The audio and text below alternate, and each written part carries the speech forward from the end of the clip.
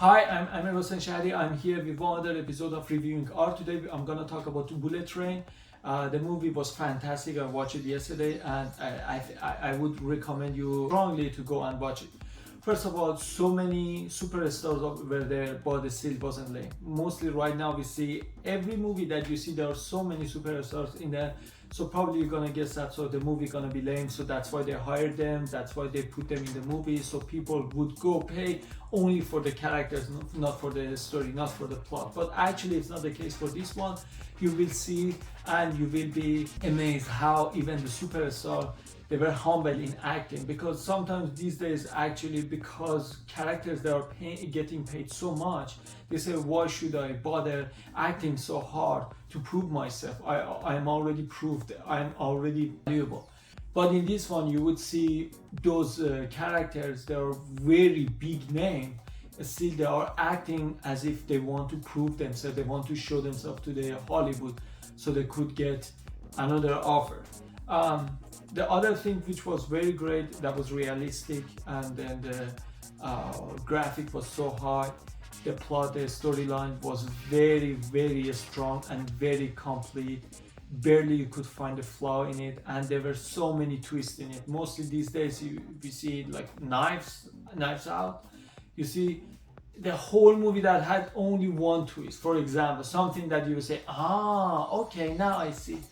But in this movie, I'm not even trying to spoil the movie, because if I want to tell you what is the movie about, then I have to explain you those twists, and there are so many, then you would get confused, like, oh, what about this, what about that? But when you watch it, you would see what I'm saying. Every character has its own background, and with the background come to play in the story. That is the fantastic part of the movie. It's not only about someone comes with some background and say, okay, from now on you see the whatever happened in the past gonna be related to what happens in the movie, and the whole movie is only in one train, but with one difference. Those movies that you see, like everyone is stuck in the bus or plane or train or somewhere that they cannot get out, or no one can get in, so you're stuck with those characters and that's all, right? Like, I don't know, if their plane is hijacked, so no one can come and join them in the plane, right? And if they can land, so those people can leave, right? But in this movie, because every time it stops at any station, they have 1 minute, and in that 1 minute some characters they leave and some characters they come inside. So it is not kind of like boring, like the first minute that you see those characters, oh, I'm gonna say, just because only so many things to do when you are in plane, like you are limited, your actions, your dialogues, things that you can do, the scenes, all of them. But also for the train, it applies for the train too. But in that case, you see those characters, they bring some stuff to it that normally you wouldn't see in this type of movie, this type of genre.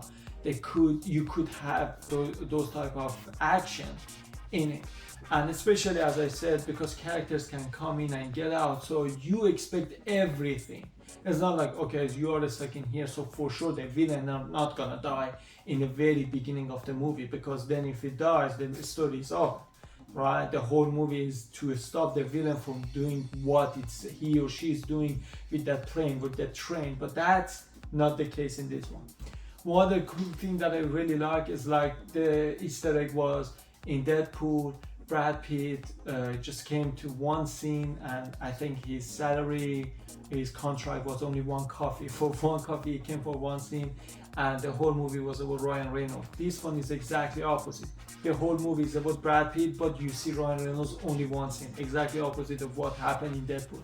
And also, almost all characters of Lost City, they are in here in the Bullet Train, but with one difference. Those characters, they were a little in the movie in Lost City, they are main characters in Bullet Train, and those characters, they were main characters in Lost City, they are just only in shadow, and they just come for 1 or 2 scenes. Exactly, it happens, but in opposite direction.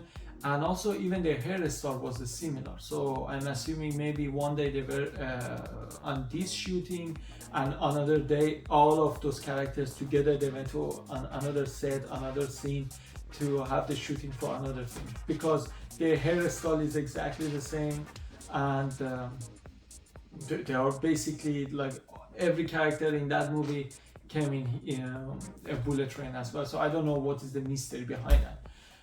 But in the end, it's very good. Like the detail, devils is in detail, and you will see like so many things that probably you wouldn't even consider as an important thing, and you even doesn't come to your mind. But you will see in the end they play a very big role, and you don't expect that. That's the best part. So it's basically like Quentin Tarantino's movie, but 10 times better, because Tarantino's movie actually doesn't have any story.